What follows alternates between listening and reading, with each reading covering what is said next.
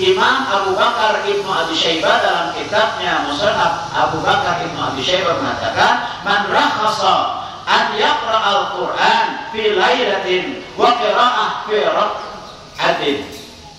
Ulama yang berpendapat boleh khatamkan Al-Quran dalam satu malam atau dalam satu hari, dan itu boleh menghatamkan Quran dalam satu rakaat pun boleh. Mari kita dengarkan riwayatnya. Wa biqala hadatsana Abu Bakar qala hadatsana Abu Muawiyah an Asim an Ibn Sirin an Tamim Ad-Dari radhiyallahu ta'ala anhu ajma'in qara al-Qur'ana kullahu fi rak'atin. Imam Ibn Sirin rahimahullah ta'ala meriwayatkan bahwa Tamim Ad-Dari, salah seorang sahabat Nabi yang bertemu dengan Dajjal. Siapa? Sahabat Nabi dalam hadis Bukhari, Muslim dan lain-lain yang bertemu dengan Dajjal namanya siapa? Di satu pulau. Tamim Ad-Dari dia pernah terombang-ambing dengan beberapa orang sahabat di tengah lautan. Berapa lama berhari-hari terombang-ambing, akhirnya terdampar di satu pulau. Bertemu dengan Jasasa, dimasukkan ke satu gua, di sana bertemu dengan Dajjal. Itu hadisnya sahih. Dan Tamim Ad-Dari ini adalah seorang sahabat yang selain tadi dia pernah ketemu Dajjal, dia juga salah seorang sahabat yang ahli Quran, dan beliau dilantik oleh Sayyidina Umar bin Khattab mengimami masyarakat di Madinah, khusus untuk grup perempuan. Karena di zaman Umar bin Khattab, tarawih itu dibagi dua grup. Grup laki-laki dipimpin oleh Ubay bin Ka'ab, grup perempuan dipimpin oleh Tamim Ad-Dari. Di masa Rasul Shallallahu Alaihi Wasallam yang namanya qiyam lail, qiyam Ramadan itu panjang. Karena Nabi Shallallahu Alaihi Wasallam itu qiyam lail dan qiyam Ramadannya dalam satu rakaat itu adalah ratusan ayat. Bahkan Nabi pernah sholat qiyam di malam hari, beliau membaca Al-Baqarah, diikuti oleh salah satu orang sahabat. Setelah Al-Baqarah selesai, surat berikutnya apa? Ali Imran. Selesai Ali Imran, surat berikutnya apa? An-Nisa. Selesai An-Nisa selesai, apa? Ada surat berikutnya? Al-Maidah. 4 surat dibaca dalam satu rakaat. Coba Anda bayangkan, kebayangnya oleh Anda pahala gede atau cangkel? Pahala gede atau cangkel? Ya dua-duanya aja. Cangkel ya, pahala gede ya, kan gitu. Cuma di otak kita langsung kebayang cangkel. Tuh Nabi. Jadi berdirinya Nabi dalam sholat hatta tarima qadama, sampai kedua kaki beliau bengkak, itu Nabi. Jadi Nabi kalau berdiri sholat sampai kedua kakinya bengkak. Sampai ditanya oleh Aisyah, kenapa harus begitu? Wahai Rasulullah, wahai suamiku. Nabi SAW menjawab, tidakkah aku layak untuk menjadi seorang hamba yang senantiasa bersyukur? Itu jawaban Nabi.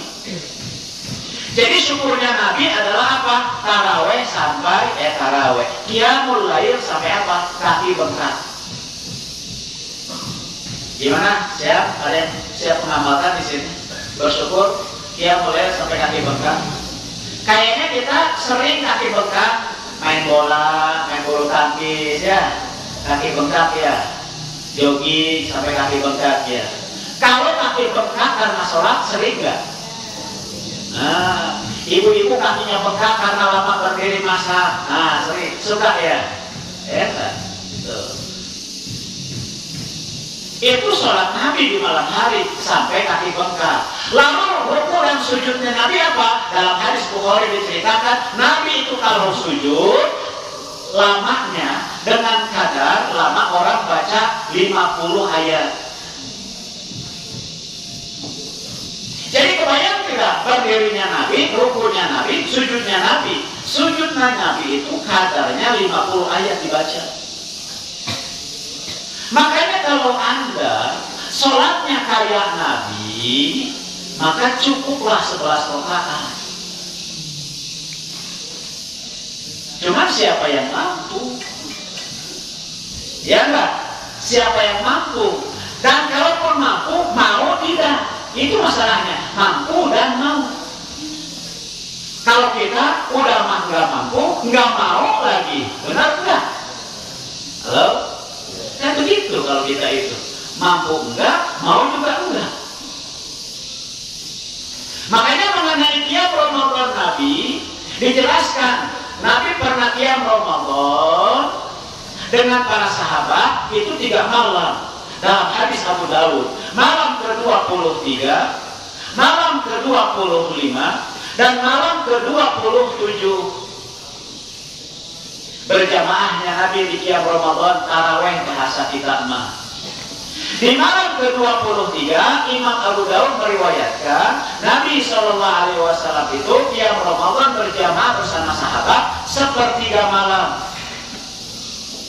Sepertiga malam berapa jam? Itu menyelira, ya. Taruhlah semalam itu ada berapa jam, misalkan 11 jam. Sepertiganya berapa? Etan menyelira. Malam ke-25, Nabi SAW memimpin qiyam Ramadan setengah malam. Kalau 11 jam, minimal atau 5 jam. Siap? Qiyam Ramadan 5 jam. Halo?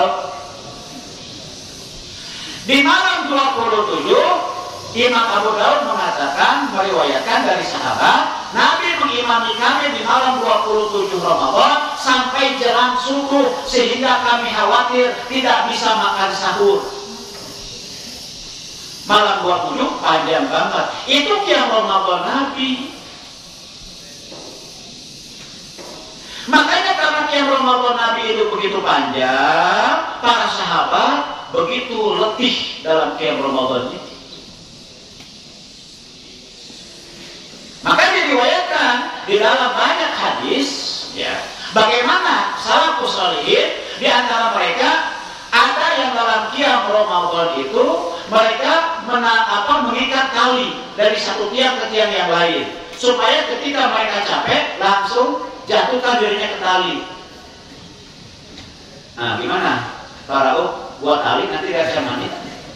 Kita gaya salafus shalihin. Gimana kayaknya? Tali gitu. Buat tali, masalah kita buat tali.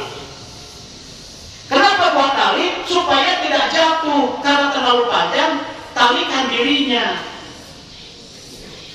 Nah itu kira-kira kalau buat tali kayak gitu, bacaannya kuliah ulku, juz amma atau ratusan ayat.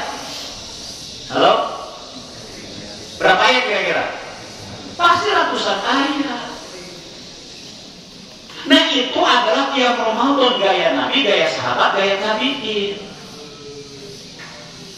Makanya kata Atha Ibnu Abi Rabah, beliau adalah muridnya Ibnu Abbas, aku dapati orang-orang di Mekah Mukarramah sholat tarawehnya 23 rakaat. Itu Atha Ibnu Abi Rabah, mufti Mekah, murid Ibnu Abbas radhiyallahu anhu.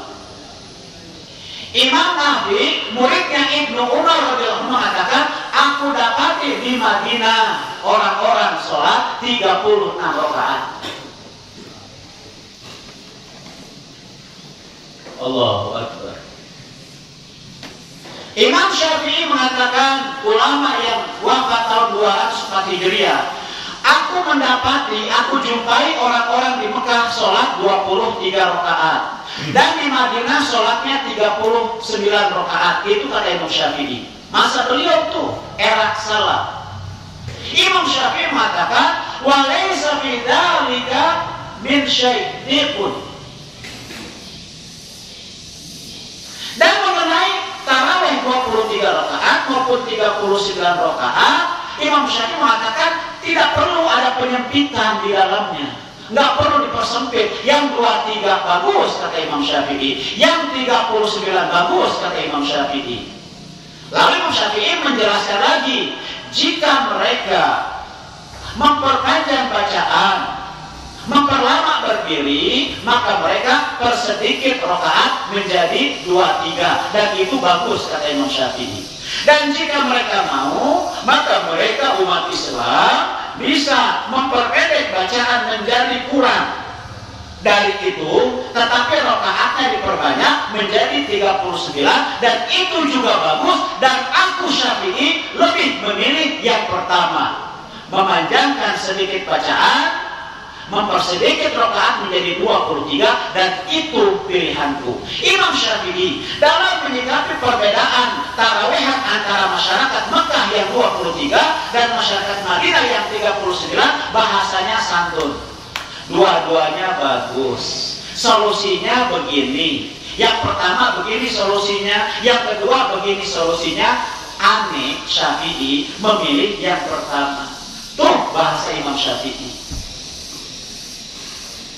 Bahasa Imam Syafi'i seorang imam besar yang hafal Quran hanya dalam 7 hari, hafal kitab Muwatta'nya hanya dalam 3 hari. Di usia 15 tahun sudah dibolehkan untuk beristihad berfatwa oleh gurunya Muslim bin Khalid Az-Zanji, mufti Mekah. Bahasa orang sepintar ini, sealim ini, begitu santun dalam perbedaan. Ini bagus, cara yang ini begini, cara yang ini begitu, aneh milih yang begini. Itu bahasa Imam Syafi'i dalam perbedaan apa? Perbedaan amalan. Terus jika orang ayeuna ilmu pas-pasan, iman lemah, pengalaman eueuh, dina perbedaan urang sunnah Nabi nu beda jeung urang bid'ah. Eta kelompok siga kitu. Aya loba? Aya teh? Aya atau banyak? Banyak petantang petenteng. Petantang petenteng. Makanya orang-orang yang suka petantang petenteng dalam bab syariah baru sedikit baca Bukhari Muslim sudah belagu, sudah kibar, sudah bakrul haq, sudah ghamtun nas, nolak kebenaran pihak lain dan melecehkan pihak yang lain, bahkan berani membid'ahkan, mengkafirkan. Ini adalah sombong. Ini individu yang sombong, ini kelompok sombong, dan individu dan kelompok sombong ini tersebar sekarang di dunia Islam dalam bab kajian syariah. Beda dikit bid'ah, beda dikit kafir. Ini adalah kelompok individu yang dikatakan sombong. Membid'ahkan perbedaan furu'iyah itu juga bagian dari bid'ah. Membid'ahkan orang Islam yang berbeda padahal sama-sama mengamalkan Al-Quran dan Sunnah, itu juga bid'ah. Allah Akbar. Gimana tidak bid'ah? Karena Nabi itu mencontohkan ketika Ammar bin Yasir dan Umar bin Khattab radhiyallahu anhu berbeda mengenai hukum tayamum bagi orang yang junub. Kata Umar, aneh mah nggak tayamum, aneh nggak sholat. Itu istihadnya masa itu. Kata Ammar bin Yasir, aneh tayamum, aneh sholat. Cuma tayamumnya Ammar guling-guling di tanah. Apa? Guling-guling di tanah. Nabi membetulkan kedua istihad sahabatnya ini. Tetapi yang Nabi tegur bukan yang tayamum tidak tayamum, sholat nggak sholat, karena itu istihad. Yang Nabi tegur adalah berlebihannya Ammar bin Yasir dalam tayamum, guling-guling di padang pasir. Itu yang berlebihan. Maka Nabi mengatakan, ya Ammar, kalau kamu tayamum, cukup kamu tepukkan tanganmu, lalu usapkan kemana? Ke wajah, dan tepukkan tanganmu ke tanah, usapkan ke kedua tangan. Itulah tayamum. Nabi tidak menyalahkan istihadnya Umar dan istihadnya Ammar bin Yasir radhiyallahu anhu. Nabi tidak salahkan. Yang Nabi tegur cuma apa? Berlebihan, guling-guling di tanah, di tayamum, saat tayamum. Tuh contoh Nabi dalam perbedaan. Contoh Nabi lagi dalam perbedaan. Ketika Nabi mengirimkan pasukan ke Bani Quraisyah, Nabi mengatakan la yusalliyanna ahadun al-asra illa fi Bani Quraisyah. Tidak boleh ada seorang pun sholat asar kecuali di Bani Quraisyah. Bergeraklah para sahabat ke Bani Quraisyah, Yahudi yang telah curang dan licik dalam perjanjian. Yahudi itu kelakuan. Maka ini sahabat pergi ke Bani Quraisyah. Ketika waktu asar terus berjalan. Ketika mulai sore menuju maghrib, para sahabat terbelah menjadi dua. Grup sahabat yang pertama mengatakan, maksud Nabi mengatakan semua sholat di Bani Quraisyah maksudnya adalah al-isti'jal, bergegas. Kan kita sudah bergegas, tapi nepi kene wae, nggak nyampe kita. Sedangkan maghrib asar mau habis. Dan Nabi kan juga sudah kasih tahu waktu asar itu habis ketika ghurubus syams, matahari terbenam. Akhirnya grup sahabat yang pertama memahami hadis Nabi ini bukan dari teksnya, tapi dari kandungan di balik itu bergegas. Grup sahabat yang pertama ini sholat asarnya di waktu asar, tapi bukan di Bani Quraisyah. Grup sahabat yang kedua, mereka memahami teksnya. Nah kok gitu, orang kata Nabi sholat asar di Bani Quraisyah, nah kudu di Bani Quraisyah. Makanya grup sahabat yang kedua, sholat asarnya di Bani Quraisyah, cuman sudah malam. Dua-duanya ideal nggak? Nggak ada yang ideal. Yang sholat asar di waktu asar, tapi tidak di Bani Quraisyah, nggak ideal. Perintah Nabi apa? Di Bani Quraisyah. Yang sholat asar di Bani Quraisyah di waktu malam tidak ideal. Kenapa? Waktu asarnya sudah habis. Nih kejadian nih. Maka setelah menaklukkan Bani Quraisyah, sahabat Nabi ini radhiyallahu anhu pulang ke Madinah. Di Madinah mereka cerita tentang perbedaan amaliyah para sahabat yang terjadi di depan Nabi. Maka Imam Bukhari meriwayatkan falam yu'annif ahadam minhum. Imam Bukhari meriwayatkan Nabi SAW mendapati umatnya berbeda lalu beristihad. Nabi tidak yu'annif, tidak apa? Mencela seorang pun di antara mereka. Maka dalam perbedaan kuru'iyah, kunut tidak kunut, usolli tidak usolli, maulid tidak maulid, dalam perbedaan kuru'iyah berani mengucapkan bid'ah kepada sesama, itu adalah bid'ah besar. Itu apa namanya? Bid'ah besar. Bid'ah yang merusak. Haram hukumnya nanti karena merusak persatuan umat. Pahami? Kenapa? Karena contoh Nabi dalam perbedaan yang di situ ada istihad, Nabi mengayomi kedua belah pihak. Nabi mengayomi kedua belah pihak. Contoh lagi, Sayyidina Umar radhiyallahu anhu mendengarkan baca Al-Quran seorang sahabat. Nah, kok beda dengan saya? Umar marah tuh. Kenapa? Karena Quran dia dibaca beda dengan yang dia dapatkan dari Nabi. Cuma dia kan lagi sholat. Marah Umar. Setelah selesai sholat, langsung diambil ininya. Apa namanya ini? Tongknya ini. Dia balik. Baca Quran. Silakan. Ya Umar, itu Nabi, bisa ke Nabi. Sekarang kita ke Nabi. Langsung diseret orang ini menuju Nabi. Lalu Umar mengatakan, ya Rasulullah, ini orang baca Quran tidak sesuai dengan apa yang saya dapatkan dari engkau. Oh gitu ya Umar? Benar kamu gitu? Ya Rasul, kan dari engkau. Coba baca kata Rasul. Maka dia mulai membaca Al-Quran. Setelah selesai sahabat ini membaca Al-Quran, Nabi mengatakan, begitulah Al-Quran diturunkan. Kamu Umar baca Quran. Umar mulai baca Quran. Nabi mengatakan begitu juga Al-Quran diturunkan. Al-Quran diturunkan di atas 7 huruf. 7 cara berbahasa Quraisy. Ini baca Qurannya dengan gaya bahasa Quraisy A. Umar dengan bahasa Quraisy B. Beda seperti. Maka Nabi mengatakan keduanya dilindungi oleh syariat. Tuh 3 contoh sikap Nabi dalam menyikapi perbedaan di kalangan sahabat. Nabi tidak menyalahkan, tidak mencela, tidak mengatakan bid'ah. 3 contoh dari Nabi SAW. Selesai sudah bab ini. Yuk kita kembali kepada membaca Al-Quran. Hadirin yang mulia, maka Tamim Ad-Dari beliau biasa menghatamkan Quran dalam 1 rakaat. Ya, itu Tamim Ad-Dari rahimahullah ta'ala. Ya. Hadirin yang mulia, Sami'tu Sa'id bin Jubair yaqul qara'tul Quran fil Ka'bah fi raka'atin. Sa'id bin Jubair mengatakan, aku menghatamkan Quran di Ka'bah dalam 1 rakaat. Imam Waqi meriwayatkan bahwasanya Utsman qara al-Qur'an fi raka'atin fi lailah. Sayyidina Utsman bin Affan menghatamkan Quran dalam satu rakaat, 30 juz dalam satu rakaat. Imam Al-Qamah beliau juga suka menghatamkan Quran 30 juz dalam satu rakaat. Ya. Allahu akbar walillahil hamd.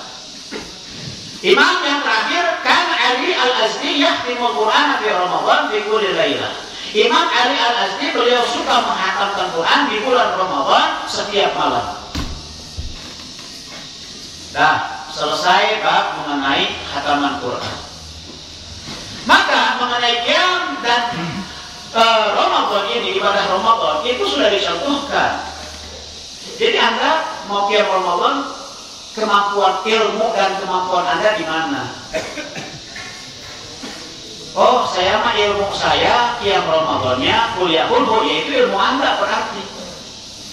Kan gitu. Kemampuan saya di bulan Ramadan cuma 8 rakaat, yaitu berarti kemampuan Anda. Cuma ilmu Anda dan kemampuan Anda cuma punya ilmu juz amma. Kemampuan Anda cuma 8 rakaat. Jangan pernah mengklaim ini sunnah Nabi yang benar-benar sunnah. Itu namanya ngaco. Cukup katakan, oh saya mah ini kemampuan saya, udah saya berusaha niru Nabi semampu saya. Tapi jangan pernah mengklaim. Nabi itu punya ilmu dan punya kemampuan. Para sahabat ada ilmunya, ada kemampuannya. Maka para sahabat, para tabi'in, sampai sekarang mereka qiyam Ramadannya 20 rakaat minimal. Rata-rata mereka dalam Quran mereka dihatamkan. Makanya hadir yang mulia, kita lihat Tamim Ad-Dari, dia mengimami masyarakat dengan dalam 11 rakaat di bulan Ramadan dan bacanya ratusan ayat. Setelah dirasa cukup terlalu banyak, akhirnya 11 rakaat berubah menjadi 23 rakaat supaya berdirinya tidak terlalu panjang. Kemudian dijelaskan di sini hadirin yang mulia, bagaimana caranya? Caranya adalah yusalli khamsa tarwihatin fi Ramadan wa yutiru bi thalasin. Imam Abu Bakhtari menjelaskan bahwa yang namanya sholat tarawih 20 rakaat, setiap 4 rakaat istirahat. Sehingga 20 dibagi 4 rakaat per 4 rakaat istirahat, muncul 5 kali istirahat. Disebutnya tarawih. Daripada kata rawaha, yurawwihu, tarwihatan, wa tarawih, wa tirwah, wa la tamurawih. Ya. Rawih la turawih, wa la tamurawah, rawih la turawih. Itu tasrifannya. Sekali istirahat namanya tarwihah, 2 kali istirahat namanya tarwihatan, banyak istirahat namanya tarawih. Makanya Imam Bukhari dalam kitab Sahih Bukhari membuat judul kitab Sholatit Tarawih. Dijelaskan oleh Imam Ibnu Hajar dalam Syarah Fathul Bari, disebut tarawih karena per 4 rakaat istirahat, rehat. Kenapa rehat? Ente pernah naik gunung? Istirahat nggak? Kenapa ente istirahat? Karena capek. Ya, orang istirahat karena capek. Bapak-bapak petani dan lain-lain ada istirahatnya nggak? Karena apa? Karena capek. Sekarang kalau gitu kita tarawih setiap 4 rakaat kita istirahat. Apa yang dibaca? Qul ya qulhu. Ngaji itu. Baca qul ya qulhu capek nggak? Nggak ada capeknya. Apalagi katanya ada tarawih 20 rakaat 7 menit. Wah, ini keajaiban dunia juga ini. Di satu negara tuh ada tuh. Ini keajaiban juga ini. Dari katanya tarawih aja sudah berlawanan. Sah atau tidak sah? Mungkin sah kalau rukunnya tertunaikan. Tapi dari sisi bahasa tarawih saya sudah bertolak belakang. Banyak istirahat.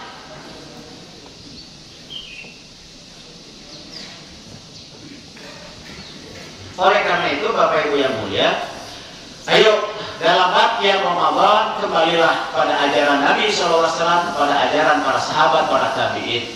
Makanya alhamdulillah di pesantren-pesantren yang sudah ada hafiz Quran, rata-rata mereka minimal satu malam berapa? 1 juz. Di pesantren Madinatul Ulum Bandung kita buat kebijakan, ya, karena kita santri dipulangkan di tanggal 20 Ramadan, di 21-nya dipulangkan. Biasanya di Madinatul Ulum Bandung tarawehan kita adalah per 20 malam khatam Quran. Alhamdulillah. Allahu Allahu Allahu Allah Allah